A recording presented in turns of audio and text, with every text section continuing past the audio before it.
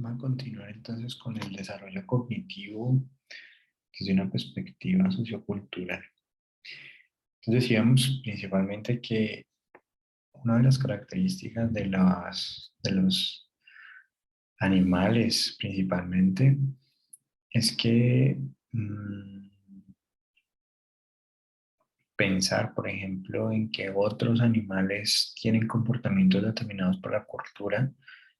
Realmente la cultura se consideraba como un dominio exclusivo del ser humano, pero esto ha ido cambiando en las últimas décadas. Entre los debates que han surgido a raíz de las nuevas afirmaciones en torno a la cultura animal, encontramos la caracterización de que los humanos, como a sujetos que no son solamente culturales, sino ultraculturales, es decir, que a diferencia de la cultura no humana, la cultura humana es acumulativa, es decir, que las innovaciones las vamos incorporando progresivamente a nuestras habilidades y a nuestros conocimientos para generar repertorios cada vez más sofisticados, y esta pues es una diferencia importante con los animales no humanos. La segunda idea tiene que ver con que esta diferencia ultracultural es muy variable entre comunidades, y la tercera es que existe una mayor digamos, desarrollo digamos, de esta ultraculturalidad a través del aprendizaje social. Entonces, en síntesis, estas tres ideas tienen que ver con la acumulación e innovación, la variabilidad entre comunidades y el aprendizaje social. Dejando convenientemente de lado todo este comportamiento cultural humano que ha ido dañando nuestro planeta, ha ido extinguiendo pues realmente mm, la capacidad que tenemos nosotros de innovación acumulativa de las formas sociales y físicas es bastante variada, muy adaptable y no tiene ninguna comparación con otra especie. Este éxito no es solo un producto del cambio en nuestras capacidades mentales para entender el mundo físico, sino más bien en las capacidades y estrategias para navegar por nuestro mundo social.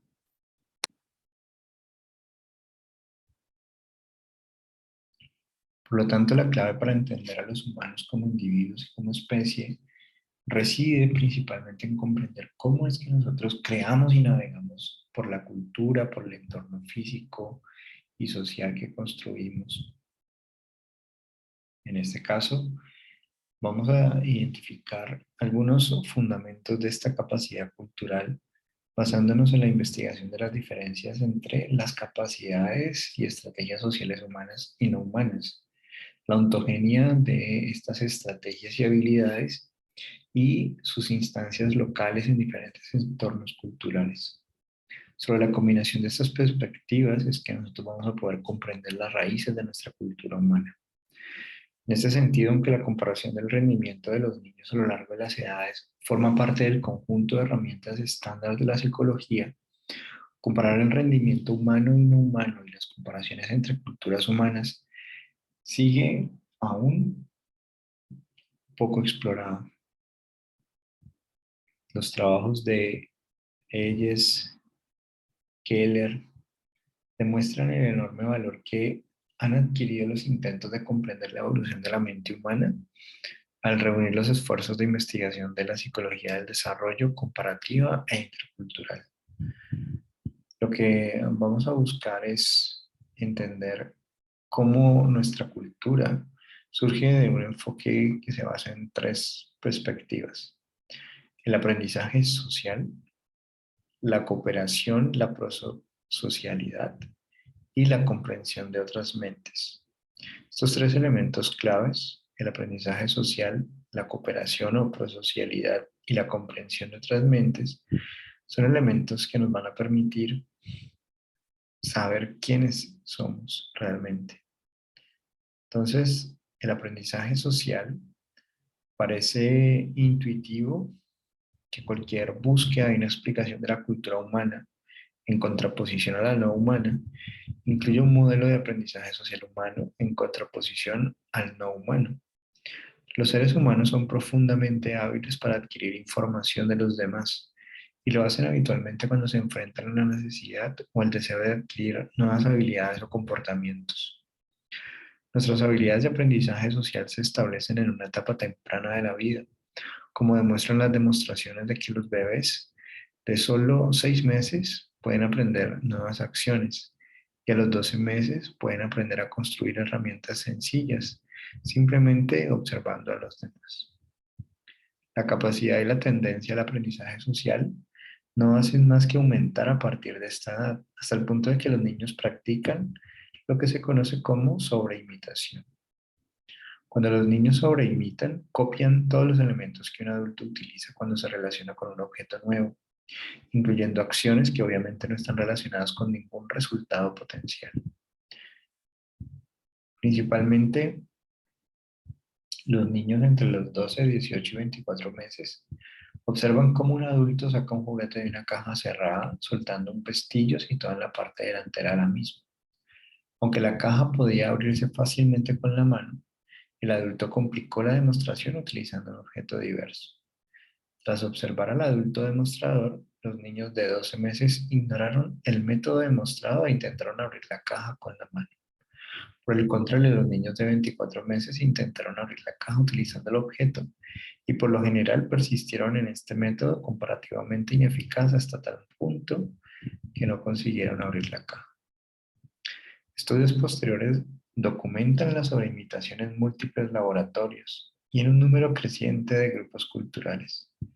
De hecho, la inclinación a la sobreimitación llega a ser tan extrema que al entrar a la edad preescolar, los niños replican acciones novedosas y moldeadas por un adulto ingenuo, en ausencia del modelo, es decir, cuando se puede suponer que la motivación para apaciguar a un profesor se ha reducido y quizá lo más importante, incluyendo acciones que ocurren después de que se haya logrado el objetivo ostensivo. Por ejemplo, pasar un palo por la parte superior de una caja después de que ésta se haya abierto y el juguete que contiene esté fácilmente disponible para su recuperación. En la investigación se han documentado diferentes diferencias culturales en las inclinaciones y procesos de aprendizaje social. Sin embargo, parece que la sobreimitación es una característica compartida ampliamente del aprendizaje social humano que trasciende los contextos. Dado el inicio temprano, estable y transculturalmente común de la sobreimitación en el aprendizaje social, es perfectamente posible que sea una condición específica de la especie para la cultura humana. Sin embargo, los datos del desarrollo y transculturales por sí solos no son suficientes para demostrarlo. La sobreimitación también tendría que ser específica del aprendizaje social humano, es decir, ser menos pronunciada o estar ausente en otras especies estrechamente relacionadas, como por ejemplo los grandes simios no humanos.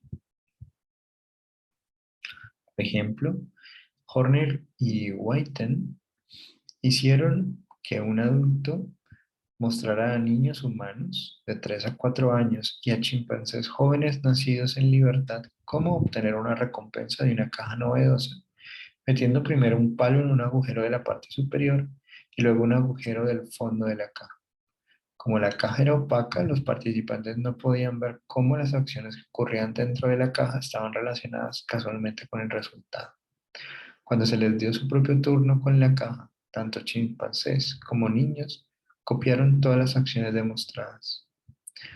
A continuación se cambió la caja opaca por una versión transparente, con lo que se pudo identificar el efecto de cada acción interna, haciendo evidente que al introducir el palo en el agujero superior, este chocaba con una barrera y no entraba en contacto con la parte de la caja de la que se podía recuperar la recompensa. Es decir, la acción que implicaba el agujero superior no tenía ninguna relación causal con el resultado. En esta nueva circunstancia, los chimpancés ignoraron la acción inicial, que ahora era visible y casualmente irrelevante. Por el contrario, los niños reprodujeron toda la secuencia de acciones del modelo, incluida la inserción obviamente irrelevante del pelo en el agujero superior. Estos datos apoyan, por tanto, aún más la idea de que la sobreimitación es una condición específica de la especie para la cultura humana. De este modo, el enfoque que estamos hablando de aprendizaje social, la cooperación y la lectura de la mente, este enfoque triádico, va a combinar comparaciones de desarrollo transculturales y comparativas para poder resolver el rompecabezas de la cultura humana, que era inalcanzable en ausencia de cualquiera de estos tres aspectos. Por tanto, surge una pregunta que se produce en la sobreimitación. ¿Sugiere la aparente falta de sobreimitación en los animales no humanos una discontinuidad fundamental y hereditaria entre las capacidades de aprendizaje social y no humanas? En ese sentido, hay una revisión que hace Hayes sobre el debate entre el emparejamiento intermodal activo y los relatos de aprendizaje de secuencias asociativas de imitación. Como señala el autor Hayes, uno de los puntos claves de controversia entre estas perspectivas es si existe un módulo específico de la especie heredado genéticamente para la imitación o si hay continuidad con nuestra prodigiosa capacidad imitativa, debida principalmente a los ricos recursos proporcionados por nuestros entornos socioculturales. Una vez más, este enfoque triádico puede darnos información para comprender esta situación. En primer lugar, la comparación de Horner y Witten entre humanos y chimpancés demuestra ampliamente que nuestros parientes vivos tienen la capacidad de aprender de otros. Hacia el aprendizaje social aparece también una perspectiva un poco más pragmática sobre el Homo sapiens. En pocas palabras, la información proporcionada por otros no es más o menos relevante que la adquirida individualmente, y las acciones causales irrelevantes se tratan como eso, irrelevantes. Si la copia de una acción no tiene una finalidad funcional, no se copiará. Los niños humanos, en cambio, consideran más fácilmente la información proporcionada por otros y dan importancia a los detalles no funcionales de una demostración. Por tanto, la diferencia en el aprendizaje social podría no deberse principalmente a una discontinuidad en la capacidad de aprender de otros, sino a una diferencia en las motivaciones que subyacen al aprendizaje social del humano y a las que subyacen al de los chimpancés. Mientras que los chimpancés aprenden de otros centrándose en la funcionalidad, los humanos aprenden de otros centrándose además en las consecuencias sociales del aprendizaje social. Al abordar la misma cuestión desde una perspectiva del desarrollo, los niños no sobreimprimen hasta su segundo año y cada vez hay más pruebas que sugieren que de hecho lo hacen por razones sociales y normativas. El hecho de que la sobreimitación se produzca en múltiples contextos culturales contrastados indica que el entorno sociocultural que sirve como recurso para adquirir la sobreimitación específica del ser humano en el aprendizaje social es compartido por la mayoría de las comunidades humanas. Se puede encontrar un patrón de prueba similar en otro aspecto del aprendizaje social, la influencia de la mayoría en el aprendizaje social de los individuos. Un estudio reciente en chimpancés y niños humanos demostró que si los individuos no disponen de información previa, copian el comportamiento de la mayoría por encima de las alternativas, incluso si éstas son igualmente frecuentes, igualmente familiares e igualmente productivas. Sin embargo, los humanos incluso abandonan un comportamiento o un juicio que saben que es eficaz o correcto por otro que otros han demostrado, un efecto denominado conformidad. Aunque algunos investigadores han afirmado que han demostrado una conformidad similar a la de los humanos en primates no humanos, estos estudios todavía no han podido excluir una serie de explicaciones alternativas que son independientes del efecto de la mayoría, como el efecto de primacía, el conservadurismo, el muestreo incompleto y la copia aleatoria. Al igual que en el caso de la sobreimitación, es probable que esta diferencia no se deba a una discontinuidad fundamental en la consideración de la información mayoritaria en el aprendizaje social, sino una diferencia en el enfoque motivacional. Mientras los chimpancés copian a la mayoría cuando adquieren una nueva habilidad, una estrategia altamente adaptativa, no seguirían a la mayoría si tienen a su disposición una estrategia diferente pero igualmente productiva. Los humanos siguen a la mayoría incluso en este último escenario, pero, y esto es muy importante, solo si están bajo el escrutinio público. Si se les permite actuar en privado sin ser observados por la mayoría, los índices de conformidad disminuyen. Por lo tanto, una vez más las consideraciones sociales parecen impulsar la diferencia entre el aprendizaje social humano y el no humano. Al igual que en el caso de la sobreimitación, la conformidad es, aunque de alcance variable, omnipresente en todas las culturas y se produce en las primeras etapas del desarrollo. En conjunto, a diferencia de los chimpancés, los niños humanos parecen integrar la consideración social en sus estrategias de aprendizaje social cada vez más a medida que crecen, creando un abismo entre el aprendizaje social humano y el no humano, y en consecuencia entre la cultura humana y la no humana. La cooperación y la colaboración, que sería el segundo aspecto. Otro componente clave en la aparición de la cultura humana ha sido la evolución de la intencionalidad compartida, que surge en las interacciones de colaboración en las que participantes tienen un objetivo colectivo y roles de acción coordinados para perseguir ese objetivo. Por tanto, lo que se va a defender y que es muy importante que tengamos en cuenta es que estas características han sido fundamentales en el nicho sociocognitivo que subyace a la configuración evolutiva de nuestra especie. De hecho, desde las primeras etapas de la vida, los niños buscan la actividad conjunta con otros y aprenden a través de las interacciones que surgen y de este modo desarrollan las habilidades y la propensión a colaborar, que son características fundamentales de la cultura humana. Por ejemplo, Brown presentaron a niños de 18 y 30 meses una tarea que requería la colaboración para accionar manivelas separadas incrustadas en un aparato que estaban demasiado separadas para que un solo niño las manejara. Al tirar de las asas juntas se activaba un juguete musical animado. Mientras que la actividad coordinada de los niños más pequeños era escasa, los de 30 meses controlaban y se acomodaban a la actividad y ubicación de su compañero, trabajando juntos para lograr el objetivo conjunto. Más recientemente, Dean informaron de que cuando se les presentaba una tarea que requería múltiples pasos para resolverla, los niños eran mucho más cooperativos que los chimpancés. Trabajaban juntos, compartían soluciones y lograban mejores resultados. En las diferentes poblaciones humanas, las primeras capacidades de cooperación de los niños suelen describirse como algo similar, aunque los niños de diferentes culturas pueden diferir en cuanto a cuándo y hasta qué punto eligen ser cooperativos y qué reglas de conducta se van a aplicar dentro de un escenario cooperativo determinado. Los niños parecen mostrar capacidades cooperativas similares a edades parecidas en todas las culturas. Por ejemplo, Callahan informaron de un rendimiento muy similar entre distintas culturas en varias tareas de colaboración en la primera infancia.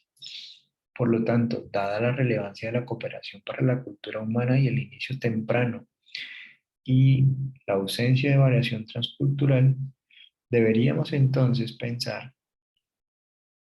en si podemos considerar que la colaboración es una condición que permite una cultura exclusivamente humana.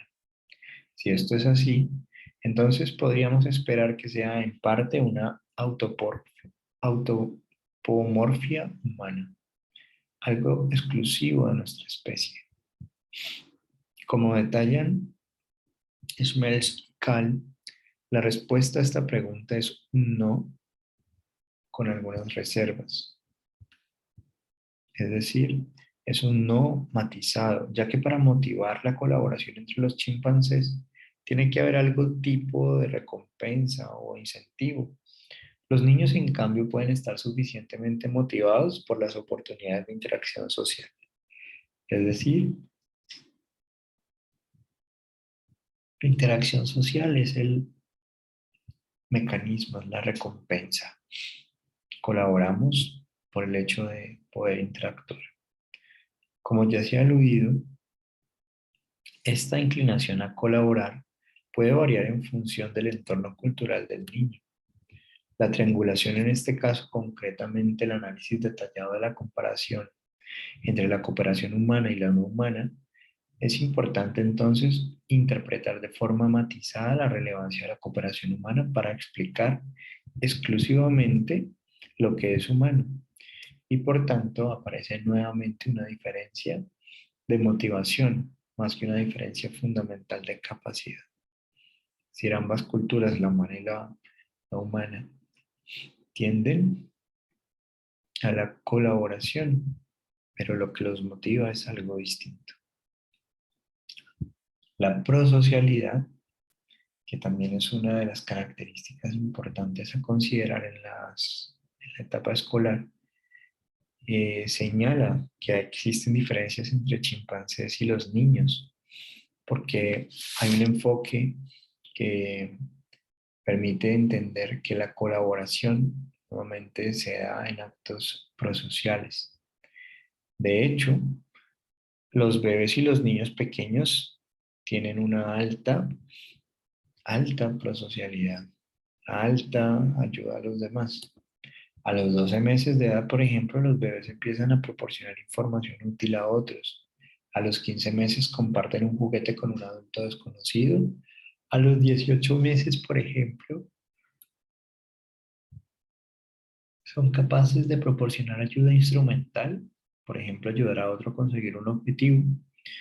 Avanzando mucho más en la infancia, Browell presentó a bebés de 18 a 25 meses una tarea que les obligaba a tirar de una de las dos asas unidas a un par de bandejas para obtener una recompensa.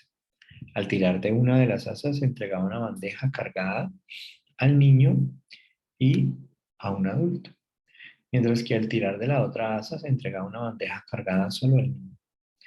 Los niños de 25 meses eligieron la opción prosocial, es decir, entregar la comida a ellos mismos y al adulto, significativamente más que los de 18 meses, necesitando estos últimos más señales verbales del adulto para reconocer el objetivo conjunto disponible. Por ejemplo, House también utilizó un diseño muy parecido con niños de 3 a 8 meses y encontró también altos niveles de comportamiento prosocial con los niños más pequeños, rindiendo a niveles similares a los niños mayores. Lo que esto sugiere es que el comportamiento prosocial es espontáneo y está a lo largo del periodo infantil. Por tanto, los niños van a ayudar mucho más a los demás cuando esto supone un coste personal. Sin embargo, añadir una comparación transcultural a estos datos sobre el desarrollo requiere, digamos, mayor precisión. La afirmación ontogenética del comportamiento prosocial es específica de cada cultura. Por ejemplo, al comparar diversas comunidades, House descubre que aunque los niños de todas las comunidades entran en la sociedad con una tendencia prosocial similar, a medida que crecen ajustan su comportamiento a las normas prosociales transculturales, que varían de comunidad en comunidad.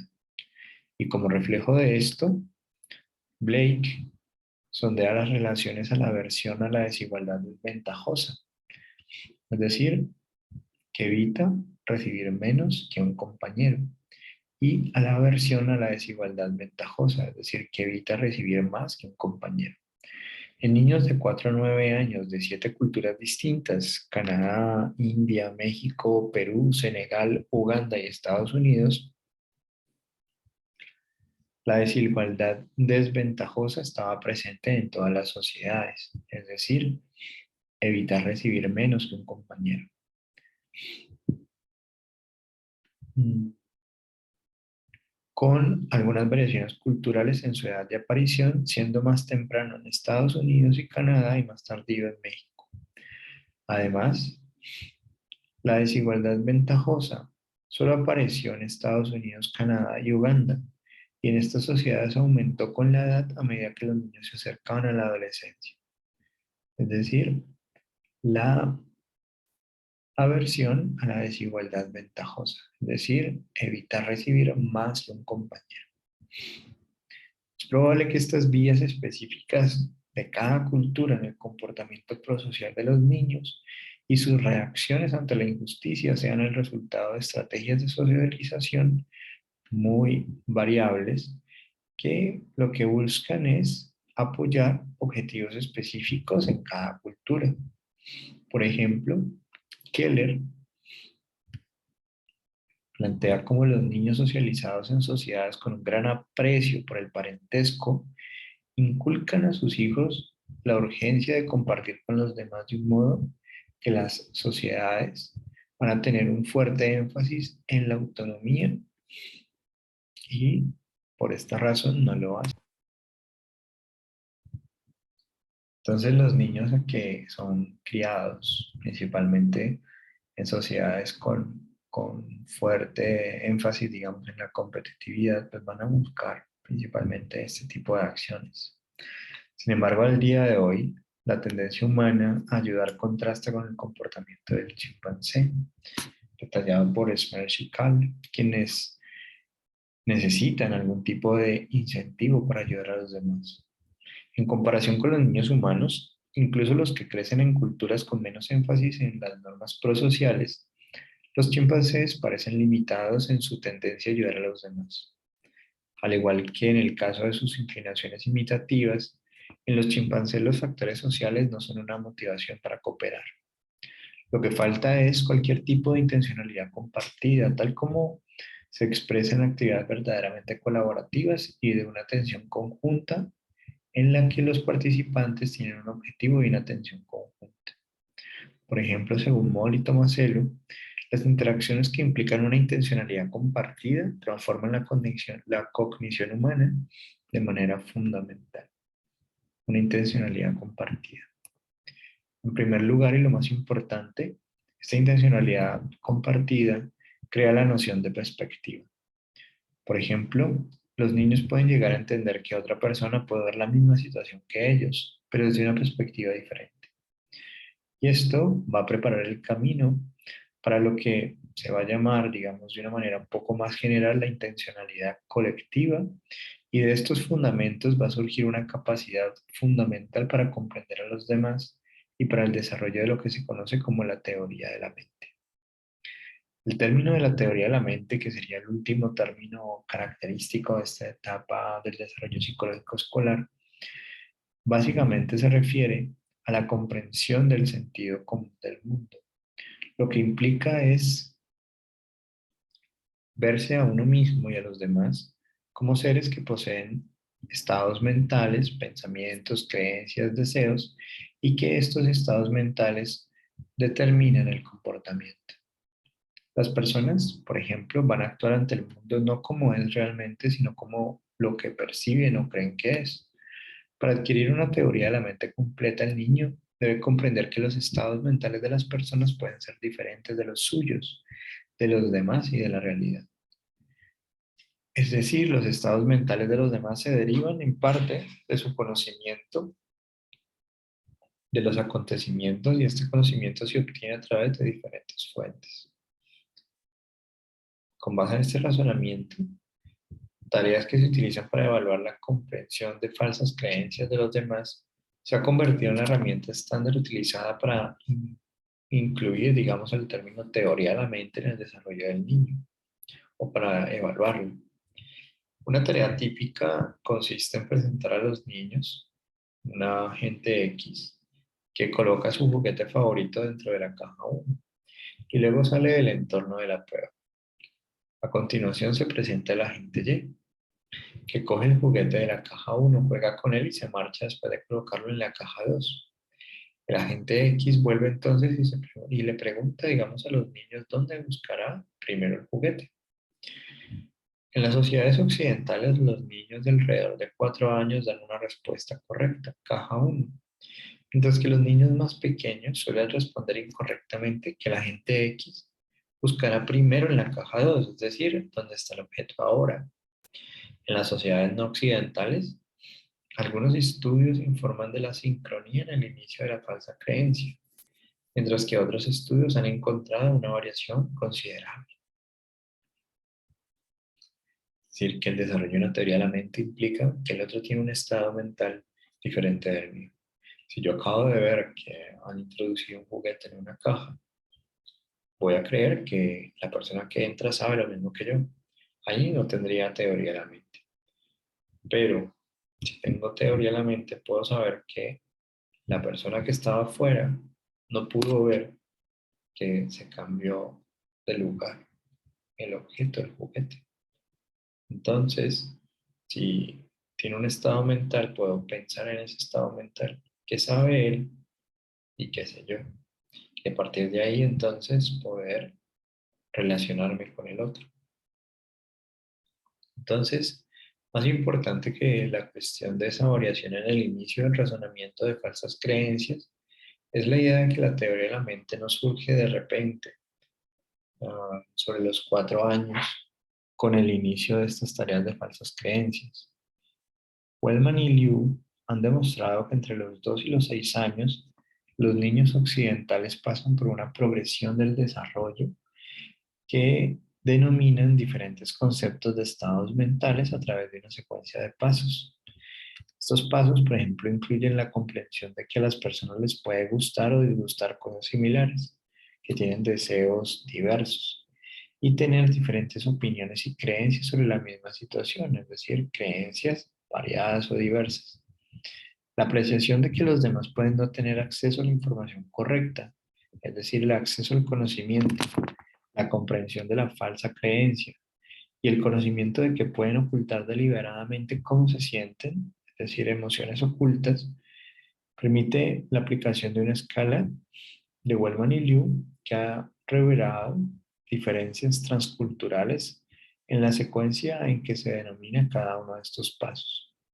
Por ejemplo, Shah Hainan descubrieron que los niños iraníes superaban a sus compañeros australianos en lo que respecta a la comprensión del acceso al conocimiento, mientras que se quedaban atrás en su comprensión de las creencias diversas. Se informó entonces un patrón de desarrollo similar en las comparaciones de niños chinos y niños estadounidenses. Por lo tanto, si bien, digamos, eh, no podemos dudar que los seres humanos adquieren la habilidad de comprender las falsas creencias de los demás, llegan a ello a través de una trayectoria distinta y desafortunadamente poco comprendida. Si pensamos en la comprensión de la falsa creencia como una condición específica de la especie para la cultura humana, predeciríamos la ausencia de tales habilidades en otras especies estrechamente relacionadas. En su interesante estudio, digamos, Ishmael prácticamente hace una revisión para encontrar pruebas de las teorías de la mente en primates no humanos.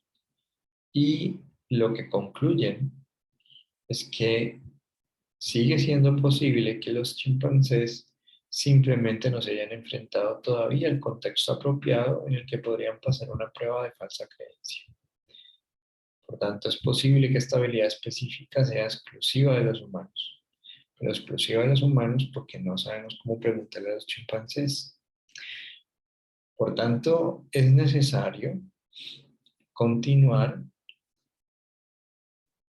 con el estudio de esta teoría de la mente en primates no humanos, por ejemplo, porque todavía no se ha desarrollado una versión para primates de la escala de falsa creencia desarrollada por Wellman y Lee. Y pues ahí sobran los retos, ¿no? que tendríamos que atravesar para poder investigar falsa creencia con chimpancés. Y desde esa perspectiva, esa capacidad para leer la mente de nuestras personas cercanas o desconocidos nos permite entender mucho, mucho mejor nuestra mente humana. Entonces, en síntesis, básicamente, la mente cultural humana básicamente depende principalmente de la cultura, de la ontogenia y tiene como característica principal el hecho de tener una prosocialidad, o sea, un interés por ayudar a otros, el hecho de querer cooperar con otros, el hecho de aprender de forma social y finalmente el relacionado con la teoría de la mente. Por tanto, nosotros también tenemos que hacer una lectura mucho más integrativa, es decir, esto es un abrebocas, como un interés, una búsqueda para que se interesen también un poco más en estas perspectivas histórico-culturales de la cognición, que también es importante de, de comprender, ¿vale? Entonces, vamos a dejar hasta aquí.